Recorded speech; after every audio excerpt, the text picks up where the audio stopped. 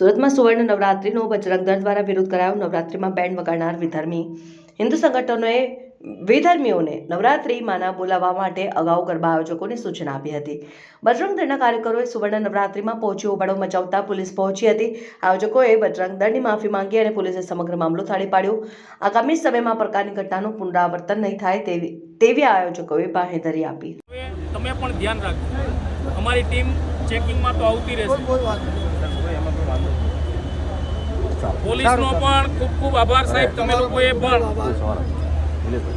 સહયોગ આપ્યો છે અને નિર્વિઘ્ને આપણી માતાજીની આરાધના, શક્તિ અને ભક્તિનું પર્વ નિર્વિઘ્ને સંપન્ન થાય એમાં તમારા બધાનો સહયોગ રહેવો જોઈએ। પોલીસ અધિકારીઓનો પણ ખૂબ સારો સહયોગ રહ્યો છે। આવી ભૂલ નેક્સ્ટ ટાઈમ ન થાય। આપણું પર્વ છે, શાંતિથી ઉજવાય, એમાં આપણે બધા સાથે સહભાગી થઈને ઉજવીએ। જય જય શ્રી રામ।